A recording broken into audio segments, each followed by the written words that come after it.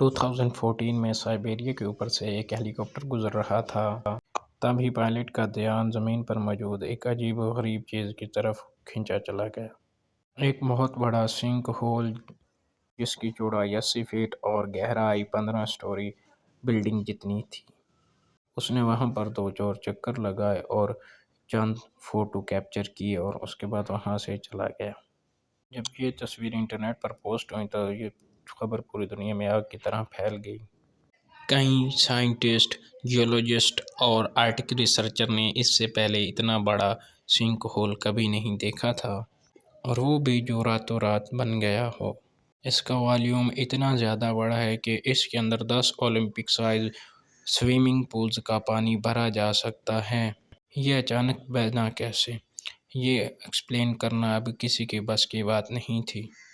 Photos دیکھ کر تو بالکل ہی نہیں۔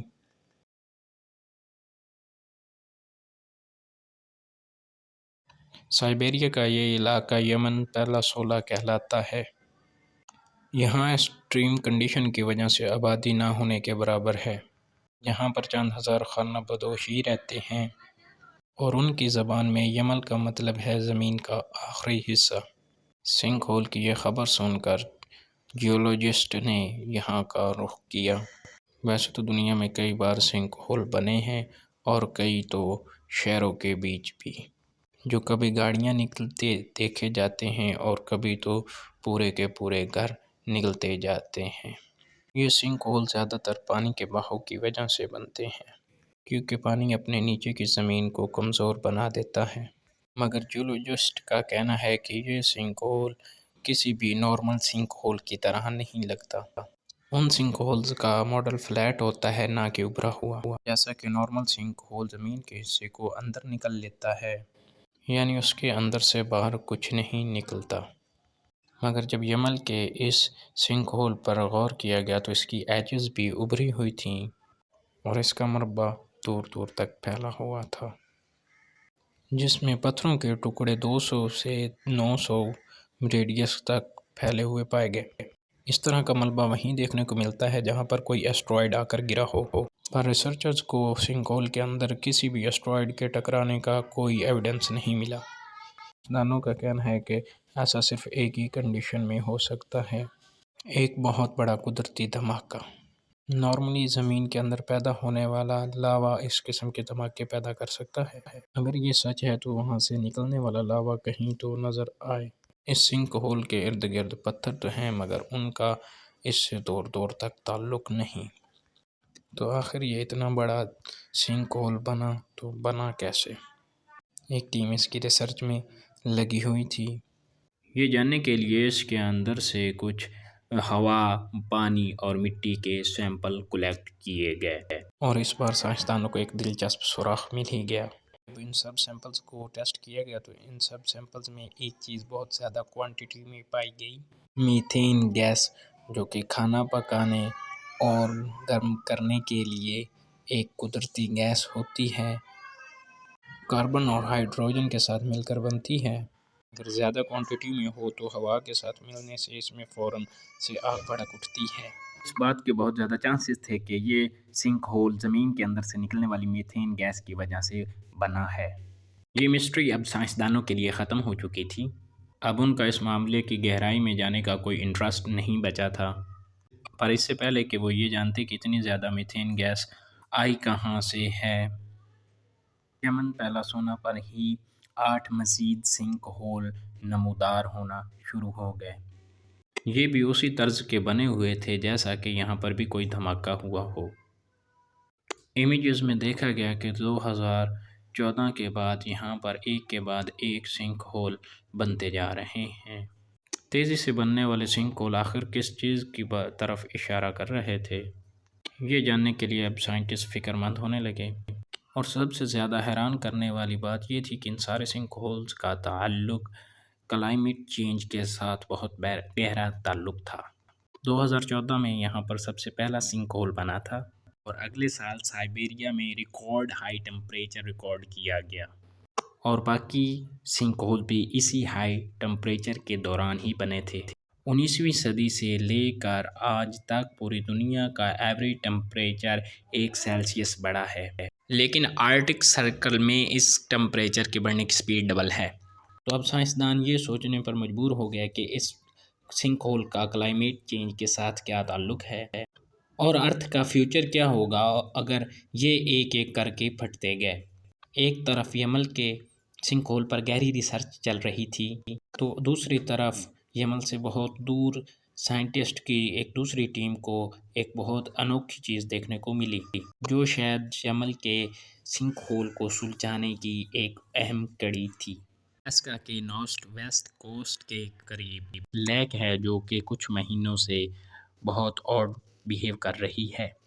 لیک کے اندر سے ببل نکل رہے ہیں جیسا کہ پانی بوائل ہو رہا ہو۔ اس مسٹری کی کھوج کے لیے سائنسدانوں کی ایک ٹیم وہاں جا پہنچی۔ ان ببلز کے سیمپلز لیے گئے تو معلوم ہوا کہ یہ ببلز بھی میتھین گیس کے ہیں۔ آرکٹک ریجن میں میتھین گیس کا ہلکا پھلکا لیک ہونا ایک بہت عام بات ہے، مگر اس میں حیرانی کی بات یہ تھی کہ اس لیک سے ہر روز کی 10 ٹن میتھین گیس نکل رہی تھی۔ ایسا پہلی بار ہو رہا تھا کہ کہیں سے اتنی زیادہ میتھین گیس نکلی ہو۔ سائنٹسٹ نے لیک کے پانی کے اندر جا کر میتھین گیس کے سورس کا پتہ لگانے کی کوشش کی۔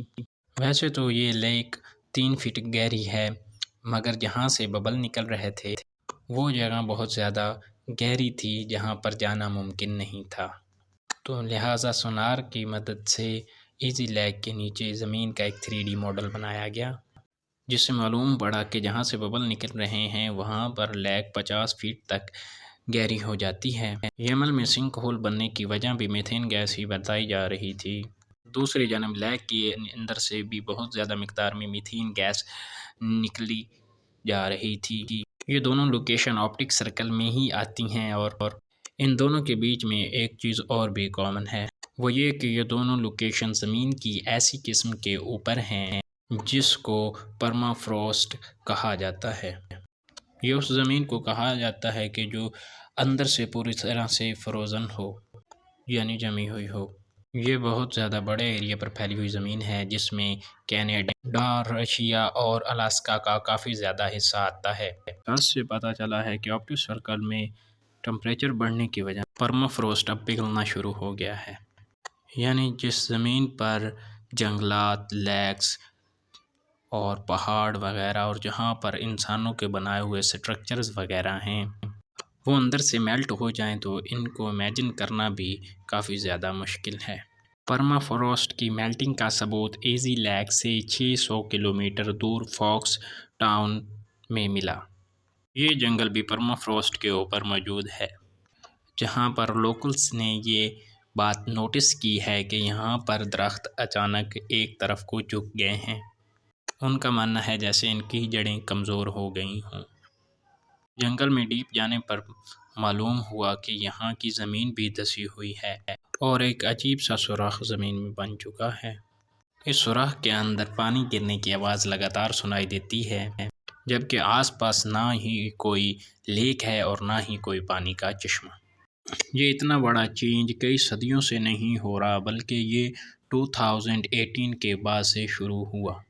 پر سوال یہ ہے کہ پرمافروسٹ کے پگھلنے کا تعلق میتھین گیس اور سنک ہول کے ساتھ کس طرح ہے۔ اس چیز کو سمجھنے کے لیے الاسکا میں پرمافروسٹ کے اندر ہی ایک ٹنل کھودا گیا۔ اس کے اندر کیا دیکھا جاتا ہے کہ جمی ہوئی زمین کے ساتھ ساتھ قدیم زمانے کے جانوروں کے ڈھانچے بھی اس کے اندر جمے ہوئے ہیں، جس میں میمتھ، اسٹیپ بائسن اور ہزاروں سال پرانی گھاس بھی پریزرو ہو رکھی ہے، جس سے یہ ظاہر ہوتا ہے کہ پرمافروسٹ کے اندر آرگینک میٹر کی بھی بہت زیادہ کوانٹٹی ہے۔ تو آپ سب کو معلوم ہوگا کہ تمام آرگینک میٹر کے اندر کاربن ہوتا ہے، اور جیسے جیسے پودے اگتے ہیں وہ ہوا میں سے کاربن ڈائی آکسائڈ جذب کر لیتے ہیں، اور جب یہ مر جاتے ہیں تو ڈی کمپوزیشن کے دوران کچھ کاربن واپس ایئر میں واپس چلی جاتی ہے۔ آرکٹک سرکل میں فریزنگ ٹمپریچر کی وجہ سے ڈی کمپوزیشن کا پروسیس بہت سلو ہوتا ہے، اس لیے بہت سارے عرصے سے بہت سارے آرگینک میٹر پرمافروسٹ کے اندر ہیں، یعنی ان کی باڈیز ابھی ڈی کمپوزڈ نہیں ہوئیں اور ان کے اندر ابھی بھی کاربن موجود ہے۔ ایکسپرٹ کا ماننا ہے کہ آرکٹک پرمافروسٹ کے اندر جتنا کاربن ہے اتنا شاید پوری ارتھ میں بھی موجود نہ ہو، لہٰذا گلوبل رائز ٹیمپریچر کی وجہ سے پرمافروسٹ پگھلتا جلا جا رہا ہے اور اس کے اندر موجود چیزیں بھی ڈیکمپوز ہو رہی ہیں۔ بیکٹیریا ان کو اپنی انرجی کے لیے کھاتے ہیں اور پھر اس کے بدلے میں میتھین گیس کو ریلیز کرتے ہیں۔ اس کے علاوہ پرمافروسٹ پگھلنے کی وجہ سے زمین بھی سافٹ ہو رہی ہے اور اب اس کے نیچے پھنسی ہوئی میتھین گیس کو اوپر تک آنے کے لیے کسی رکاوٹ کا سامنا نہیں کرنا پڑتا۔ گیس اپنا راستہ بناتی بناتی سرفیس کے ویک پوائنٹس تھے آ کر پھٹ جاتی ہے اور یہ سنک ہول اسی گیس کی نکلنے کی وجہ سے بنے ہیں۔ یہی وجہ ہے کہ آرکٹک سرکل میں دن بدن سنک ہولز کی تعداد بڑھتی چلی جا رہی ہے۔ ایکسپرٹ کے مطابق اب تک اس مسئلے کا کوئی سولوشن نہیں نکالا گیا۔ ہم گلوبل وارمنگ پر جتنا بھی کنٹرول کر لیں مگر پرمافروسٹ کو پگھلنے سے نہیں روک سکتے۔